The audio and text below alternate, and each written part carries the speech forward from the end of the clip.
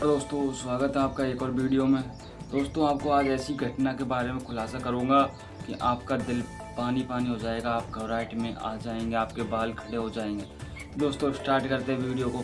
दोस्तों बात है साल 2020 की यह बात है। दोस्तों एक व्यक्ति पुलिस कंट्रोल रूम को फ़ोन करता है। फ़ोन करने के बाद कहता है कि साहब हमारे गाँव में एक बीजेपी के नेताजी हैं, उनकी हत्या कर दी गई है, उनको मार दिया भी गया है, जल्दी से आ जाओ नहीं तो यह और लोगों को भी मार डालेंगे। जैसे ही यह बात पुलिस तक पहुंच जाती है, पुलिस ने सूचना मिलने के बाद तुरंत ही मौके पर पुलिस भी वहां आने की कोशिश करती है। हालांकि पुलिस वहां से थोड़ा दूरी था, पुलिस स्टेशन थोड़ा दूरी था। पुलिस आखिरकार पहुंच तो जाती है और जब पुलिस जाकर देखती है तो पुलिस को खुद यकीन नहीं हो रहा था। जो उसने अपनी आंखों से मंजर देखा था, वो हालत देखी थी, वो पुलिस वालों को कभी यकीन में नहीं आ रही थी। अभी पुलिस में ये 2-3 ही सदस्य रहे होंगे। जो पुलिस कंट्रोल रूम की टीम होती है उसमें 2-3 ही पुलिस वाले थे। पुलिस तो पहुंच जाती है। जाकर देखते क्या करीब 5 या 6 लोगों की लाशें पड़ी हुई होती है और करीब 5 लोग थे जो गंभीर रूप से घायल हो चुके थे। इसी पीछे पुलिस ने उन दोनों हत्यारों को पकड़ने की कोशिश की जो लगातार एक के बाद एक लोगों पर हमला कर रहे थे और उनको जान से मार रहे थे। एक के हाथ में तलवार होती है दोस्तों, दूसरे के हाथ में कुल्हाड़ी होती है। पुलिस जब उन्हें रोकने की कोशिश कर रही थी, पुलिस ने उन्हें चेतावनी देने की कोशिश की तो वह अपनी पुलिस की गाड़ी के पीछे पड़ने लगे और पुलिस आगे आगे भागने लगी और वो पुलिस के पीछे पड़ रहे थे कुल्हाड़ी और दांती को लेकर। पुलिस आगे आगे होती है और वह तलवार और कुल्हाड़ी ले उनके पीछे दौड़ते दौड़ते भाग लेते हैं।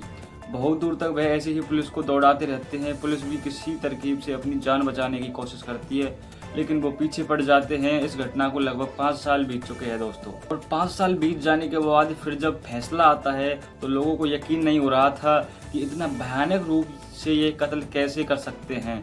जबकि कत्ल की जो वजह थी वह वजह बहुत छोटी सी वजह थी जिसके शायद कभी सच्चाई सामने भी नहीं आई होगी। हाँ, बाकी उसमें उनका दोस्त था भी या नहीं था। आदाब नमस्कार, मैं आपके साथ छोटा न्यूज के पर। दोस्तों यह बात है 26 फरवरी 2026 को इस अदालत की तरफ से एक फैसला आने वाला था। दोस्तों यह बात थी 26 फरवरी। जो न्यायाधीश होता है उसका नाम होता है प्रवीण। वो 26 फरवरी को अदालत की तरफ से फैसला सुनाने की कोशिश में था। कटघरे में एक व्यक्ति खड़ा हुआ है जिसका नाम हरीश उर्फ हरीश सोनी होता है। दोस्तों उसका नाम हरीश सोनी उर्फ हरीश सोनी होता है। साथ ही मीडिया वालों की नज़र हो, वकीलों की नज़र हो, आसपास के लोगों की नज़र हो, जहाँ तक इन लोगों ने इस केस के बारे में जाना था उन लोगों की नज़र थी कि आज जज साहब की तरफ से फैसला आएगा और हमें सुनने को मिल जाएगा। तभी जज साहब कहते हैं कि आईपीसी की धारा 302 के तहत इस व्यक्ति को सजाए मौत का हुक्म सुनाया जाता है और इसे फांसी दी जाती है। और सुनाया जाता है कि जब तक इसे फांसी के फंदे पर लटका के रखा जाए तब तक क्या इसके प्राण न निकल जाए तब तक इसे फांसी से नहीं उतारना है और फांसी के फंदे पर लटका के रखना है तब तक इसके प्राण न निकल जाए। बस इतना था कि लोगों ने एक तरह से राहत की सांस ली और सांस लेते हुए जब लोगों की राहत ने सांस ली, फिर लोगों को यह कहानी याद आ जाती है जिस कहानी ने पूरे प्रदेश भर को हिला के रख दिया था। यह कहानी शुरू होती है मंडला जो जिला होता है उसमें लगभग 90 किलोमीटर की दूरी पर एक गांव लगता है, मनेरी गांव। ये डांडी थाना क्षेत्र के अंतर्गत आता है। 2 सगे भाई होते हैं। एक भाई का नाम हरी उर्फ हरीश सोनी होता है और दूसरे भाई का नाम होता है संतोष सोनी। ये दोनों ही भाई गांव में कम रहते थे। गांवों के लोगों से इनकी बातें भी कम होती रहती थी, कम बनती थी और लड़ाई झगड़े का बहस माहौल बना रहता था। यह शहर में रहते थे। शहर में रह के यही अपना जीवन यापन करते थे। मेहनत मजदूरी जो मिल जाता करते थे उसी हिसाब से अपनी ज़िंदगी गुजार रहे थे। किसी ने उनको सूचना दी प्रधानमंत्री आवास ग्रामीण योजना के तहत आपको फॉर्म भर सकते हो और आप अपने मकान का नंबर ले सकते हो। तुम्हारा नंबर आ जाएगा तो सरकार की तरफ से आपको 1,30,000 रुपये का अनुदान मिल जाएगा, धनराशि मिलेगी और तुम भी उससे अपने घर का निर्माण कर सकते हैं। जैसे ही इन दोनों भाइयों ने यह बात सुनी उन्होंने कहा ठीक है, हम अपना भी नाम लिखवा देंगे। दोनों भाइयों ने अपना नाम लिखवा दिया और नाम लिखवाने के थोड़ी देर बाद इनका नंबर आ जाता है। प्रधानमंत्री ग्रामीण आवास योजना के तहत जब नाम लिखवा दिया जाता है, सिलेक्शन हो जाता है और क्वांटीकरण में इनका नाम आ जाता है। तो कुछ दिन के बाद कुछ लोगों ने आपस में बातचीत करना शुरू कर दिया कि दोनों भाई गांव में तो रहते नहीं हैं, गांव में इनका ना रहना ना सहना, ना कोई परिवार है, ना ही इनकी कोई पत्नी है, ना इनका कोई बेटा है, कोई भी तो नहीं है इनका, यह बाहर रहते हैं। तो फिर इस योजना का लाभ उठाकर ये लोग क्या करेंगे। लेकर सीधे अधिकारियों तक पहुंच जाती है और जब बात अधिकारियों तक पहुंच जाती है तो इन दोनों का भाइयों का नाम आवंटी में शामिल था या नहीं था वो हटा दिया जाता है। इनको इस योजना का लाभ मिलने वाला था तो इनका नाम भी कट कर दिया जाता है। नाम काटना था, उसके का नाम कट गया। उसके बाद फिर यह बात इनके बहुत पास पहुंच जाती है, मतलब इनके कानों में सुनाई आ जाती है। दोनों भाई जब यह बात आपस में कर रहे थे कि हमारा नाम लिखा भी गया है, ना शामिल भी हो गया, ना अचानक से नाम कट भी गया, ये ऐसे कैसे हो सकता है। तब उन्हें याद आता है कि हमारे गांव का जो भाई है जिसका नाम राजेंद्र सोनी उर्फ रज्जन होता है, वो बीजेपी का नेता भी है और गांव में उसकी एक जिम्मेदारी वाली बात भी है, उसका अधिकार भी गांव में काफ़ी है। सब लोग उसको जानते हैं, पहचानते हैं। हमसे तो बहुत ज़्यादा दुश्मनी में रहता है वो, क्योंकि वैसे भी हम छोटे लोग हैं, खेतीबाड़ी में उसका बंटवारा था और हम उसके साथ नहीं रहते थे। तो इस बात को लेकर हो यही इसमें शामिल है।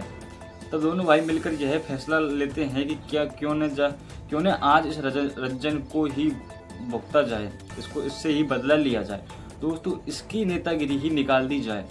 तो दोनों सगे भाइयों ने उसके पास जाने के लिए अपने पहले प्लानिंग करते हुए और आराम से बैठे और इसके बाद इन मिनाज ने फुल तबीयत से दारू पी, नशा किया, शराब पीते हैं। शराब पीने के बाद फिर ये घर से निकलते हैं। एक हाथ में होती है कुल्हाड़ी और दूसरे हाथ में होती है तलवार। यहाँ से निकल जाते हैं। पास में घर होता है राजेंद्र सोनी उर्फ रज्जन का, जो कि गांव का एक ही व्यक्ति है। लोग बुलाते हैं, बीजेपी पार्टी से जुड़ा हुआ है और शायद यह उप प्रधान भी रहा होगा गांव में। जब इसके पास पहुंच जाते हैं दोनों भाई तो यह तारीख होती है 15 जुलाई साल 2020, दोपहर का समय हो रहा था। जैसे उसके पास पहुंचते हैं ये भाई तो पहले तो उससे कुछ गालियां देते हैं, बातचीत करना शुरू कर देते हैं, गाली देना भी शुरू कर देते हैं। गांव में ही उसका अपनी दुकान भी होती है। उससे बातचीत करते करते उससे इस तरह की बातें कि आज तुम्हारी नेतागिरी देखने के लिए हम आए हैं यहाँ। दोनों में कुछ बहसबाजी हो रही थी और बहस जब हो रही थी तो इसी बीच में जब दो भाई होते हैं वो अपने साथ मिर्ची पाउडर लेके आते हैं और मिर्ची पाउडर को तत्काल प्रभाव से मौका देखते ही रज्जन की आंखों में डाल देते हैं। जैसे रज्जन की आंखों में यह मिर्ची पाउडर लगता है तो वह बहुत ज़ोर से चीखने लगता है, चिल्लाने लगता है और लोगों से बचाने की अपील करता है, हाथ जोड़ता है कि मेरी आंखों में कुछ ऐसा डाल दिया गया जिससे मुझे दिख भी नहीं रहा। तो सबसे पहले यह आवाज़ पहुंचती है उसकी छोटी बेटी के पास। बेटी के पास जैसी आवाज़ पहुंचती है तो बेटी एकदम से दौड़ते हुए आती है और आने के बाद जो अपने ये चचेरे भाई होते हैं उसको उन्होंने समझाने की कोशिश कर रही थी। पिताजी आप ऐसा क्यों कर रहे हो, पिताजी की आंखों में तुमने मिर्च डाल दी है, तुम इन्हें क्यों परेशान कर रहे हो। वह बेटी ने जब इस तरह की विरोध करना शुरू किया तो तलवार और कुल्हाड़ी हाथ में ही होती है इन दोनों भाइयों को। उन्होंने सबसे पहले हमला उस छोटी बेटी पर ही कर डाला, जिसकी उम्र लगभग 25 साल के आसपास की बताई जाती है। जब उस पर हमला करते हैं तो उसे तब तक मारते हैं जब तक कि क्या प्रियंका की मौत न हो जाए। उसका नाम प्रियंका होता है दोस्तों, उसकी मौत न हो जाए तब तक उसको मारते रहते हैं। अब जो यह व्यक्ति है जिसकी आंखों में मिर्ची पड़ी हुई थी अब उस पर भी वह हमला करने शुरू कर देते हैं। उसको मारने के बाद उस पर भी हमला स्टार्ट कर देते हैं। राजेंद्र पर जब हमला किया जा रहा होता है तो राजेंद्र बचने की कोशिश भी करता है, क्योंकि उसकी आंखों से दिखाई तो नहीं दे रहा था, इसलिए उसके पास बचने का कोई चांस भी नहीं था। उस पर भी कुल्हाड़ी और तलवार से लगातार वार कर दिए जाते हैं। हमले किए जा रहे थे और उसका बेटा भी नितिन घर में ही मौजूद होता है। वह भी भागकर बाहर आता है, लेकिन जैसे ही नितिन मौके पर पहुंचता है तो नितिन पर भी हमला कर दिया जाता है। लेकिन नितिन अपनी जान बचाकर यहाँ से भागने में कामयाब हो जाता है, लेकिन वो गंभीर रूप से घायल भी हो जाता है। वो ग्रामीणों ने अपनी आगे इसमें ले लिया और उसे ग्रामीणों ने किसी तरीके से छुपा दिया और उसे पिटने से बचा दिया। हालांकि नितिन तो बच जाता है, लेकिन जो बेटी होती है वह मारी जाती है। राजेंद्र भी मारा जाता है और इसी बीच में एक मोटरसाइकिल आकर रुकती है। उस मोटरसाइकिल पे दिनेश सोनी आके बैठा हुआ था। जैसे उसने देखा कि यहाँ पर कुछ हंगामा हो रहा है, लड़ाई हो रही है, दिनेश सोनी जो होता है वो इनका रिश्तेदार लगता है, संधि बताया जाता है। जैसे मौके पर वह पहुंचता है तो इन दोनों हमला करने वाले भाइयों को उसने रोकने की कोशिश की, लेकिन हमला करने वाले दोनों सगे भाइयों ने अब दिनेश सोनी पर भी हमला बोल दिया। जैसे ही साथ में बैठी थी प्रियंका भी हमला बोल दिया। जैसे अभी राजेंद्र उस रंजन पे हमला किया था, उस पर भी तब तक हमला करते हैं जब तक उसको मारने देते, जब तक यह उसके प्राण नहीं ले लेते, यानी कि उसको भी मौत के घाट उतार देते। वो यहाँ भी नहीं थमते। परिवार का एक ही और व्यक्ति होता है जिसका नाम विनोद सोनी होता है। विनोद सोनी का घर भी पास में ही होता है। विनोद सोनी के पास तक यह बात पहुँचती थी कि इतना बड़ा बवाल हो रहा है। उसने ना तो अपने घर के दरवाजे बंद किए थे, ना ही वह अब किसी बात का एहसास कर रहा था। कुछ बात हो गई है, भागो। आखिरकार ये दोनों भागकर उस घर में पहुंच जाते हैं। वह जाने के बाद विनोद की आंखों में भी वैसे ही मिर्च पाउडर डालते हैं जैसे कि उसके भाई की आंखों में मिर्च पाउडर डाला हुआ था। हालांकि ये दोनों सगे भाई नहीं है, यह आपस में खानदानी है, परिवार के भाई है। विनोद सोनी ने अपनी जान बचाने की कोशिश की, लेकिन विनोद सोनी को भी जान बचाने का मौका नहीं मिल पाता है दोस्तों। तभी उसकी पत्नी रिंकी सोनी वहाँ पर मौजूद होती है। रिंकी सोनी ने अपना जब इन हमलावरों को रोकने की कोशिश की, हमलावरों ने रिंकी सोनी पर भी हमला कर दिया, लेकिन रिंकी सोनी अपनी जान बचाने में कामयाब हो जाती है और विनोद सोनी जो होता है वह इनके हमले से इस कदर घायल हो जाता है कि उसकी भी मौके पर मौत हो जाती है। इतना मार रहे थे कि सामने वाले को मारने की नीयत से ही मार रहे थे कि यह इसकी प्राण निकल ही जाए, ताकि वह मर ही जाए। दो छोटे बच्चे होते हैं। एक बच्चे की उम्र लगभग 8 साल के आसपास बताई जाती है जिसका नाम ओमी होता है। एक बच्चे की उम्र लगभग 6 साल के आसपास होती है जिसका नाम श्रेयांश होता है। यह विनोद सोनी और रिंकी के 2 बच्चे होते हैं, वे बेटे होते हैं उनके। जैसे ही वे अपने पिता को अपनी आंखों के सामने मरता हुआ तड़पता देख रहे थे, इन दोनों बालकों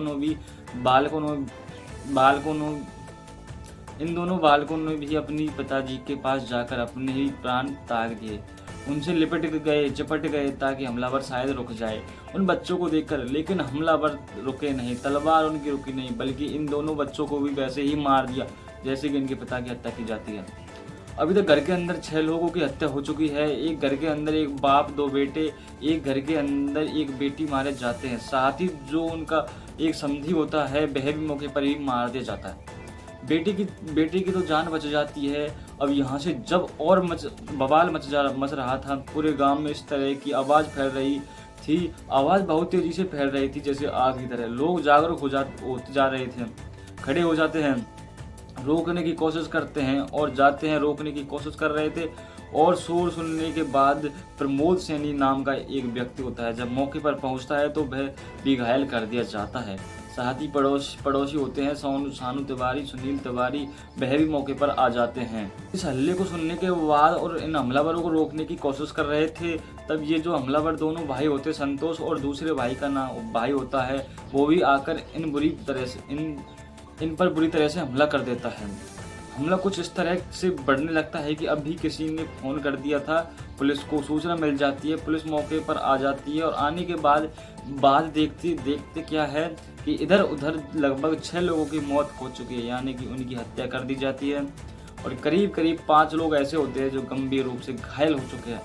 दोस्तों, यह घटना बहुत ही घायल कर देने वाली है। और इसी बीच में इन दोनों भाइयों को पुलिस ने जब रोकने की कोशिश की तो पुलिस ने जैसे ही इन पर अपना हथकड़ा अपनाती हुई पुलिस कोशिश कर रही थी कि अब पुलिस ने तुम्हें चारों तरफ से घेर लिया है। इन्हें अनाउंसमेंट कर दिया कि पुलिस ने तुम्हें चारों मेरे से घेर लिया है। लेकिन पुलिस वाले उस पुलिस कंट्रोल रूम की जो जीप होती है उसमें 3 पुलिस वाले ही बताए जाते हैं, वो जो होते हैं। तो उसके बाद फिर वह कहते भी हैं कि हम हमला करने की कोशिश मत करना हम पर, लेकिन दोनों भाई कुल्हाड़ी और तलवार लेकर पुलिस के पीछे पड़ जाते हैं, भागने लगते हैं। पुलिस को बहुत दूर तक दौड़ाते हैं। पुलिस दौड़ती रहती है अपनी जान बचाने के लिए। आई तो थी जान बचाने के लिए, लेकिन अपनी जान भी जोखिम में डाल दी। लेकिन पुलिस वाले बच जाते हैं। उनके साथ ऐसा कुछ नहीं होता। जब वो पुलिस वालों के पीछे दौड़ रहे थे तभी गांव वाले को गुस्सा आ जाता है और गांव वाले कहने लगते हैं कि यहाँ हो गया है सब कुछ, अब इनको भी मार डालो। हम लोग मिलके इन दोनों को रोक नहीं सकते, हम लोगों को रोकना चाहिए। अभी तक मरने वालों में राजेंद्र, विनोद, प्रियंका, श्रेयांश, ओमी, दिनेश यह मारे जा चुके थे, लेकिन रिंकी, नितिन, सुनील तिवारी, सानू, प्रमोद यह घायल हो चुके थे। गांव वालों ने हिम्मत जुटाई और हिम्मत जुटाने के बाद फिर जब एक साथ उन्होंने फटकारा, ललकारने के बाद हरी सिंह सोनी जो होता है वो एक बुजुर्ग व्यक्ति है, झनकी लाल, और उसकी पत्नी होती है दुखिया। वो उसके घर के अंदर घुस जाते हैं और झनकीलाल और दुखिया बाई को यहाँ से घर से बाहर कर देते हैं। हरी सोनी तो घर के अंदर प्रवेश कर जाता है और दरवाजे को चारों तरफ से बंद कर देता है ताकि कोई उस पर हमला ना करे। और क्योंकि जब अब वो गांव वालों की स्थिति और परिस्थितियों को, उनकी नीयत को वो देख लिए थे। गांव वालों के अंदर बहुत गुस्सा आ चुका था। सैकड़ों की संख्या में लोग इकट्ठा हो जाते हैं, लेकिन जो उसका भाई होता है संतोष और सोनी, उसको मौका नहीं मिल पाता और वो भीड़ के जाल में फंस जाता है और भीड़ उसे तब तक मारती है जब तक कि उसके प्राण नहीं निकल जाते। एक भाई मर चुका है और दूसरा भाई घर के अंदर है। तभी जो पुलिस अभी भागी हुई थी, अपनी जान बचाने की कोशिश में थी, तभी पुलिस वायरलेस उसने फ़ोन कर दिया कि हमें बैकअप की ज़रूरत है, हमें ज़्यादा पुलिस वालों की ज़रूरत है।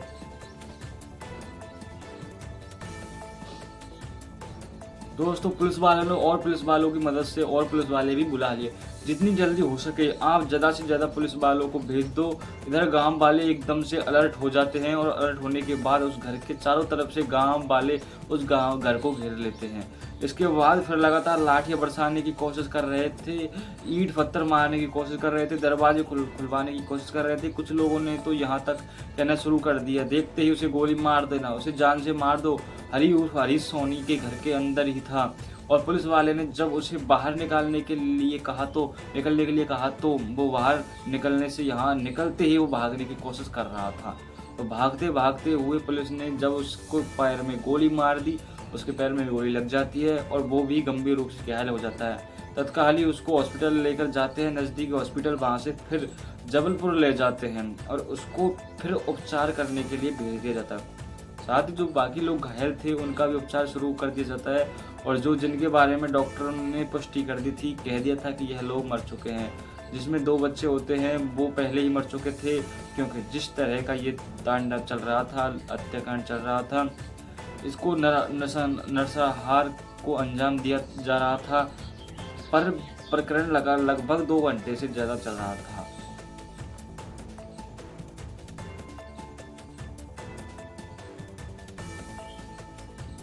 पुलिस अगर वक्त पर पहुंच जाती तो शायद इस तरह का हत्याकांड नहीं होता और दोनों भाई खूनी खेल बिल्कुल भी ना खेल पाते और इनके घर में जो घायल हुए वो भी घायल नहीं होते। और इनके घर में जो घायल हुए उनमें नाम है रिंकी, नितिन, सुनील तिवारी, सानू तिवारी, प्रमोद, सोनी। इनका कई महीनों तक इलाज चलता रहा। फिर गवर्नमेंट पर भी कई तरह के सवाल खड़े हो जाते हैं। सरकार को भी विपक्षियों ने घेरने की कोशिश की थी। ऐसे ही अखबारबाजी चलती रहती है और ऐसी भी न्यूज़बाजी चलती रहती है और उस प्रदेश में यह घटनाक्रम बहुत ही ज़्यादा चर्चा में और विषय में रहा होगा।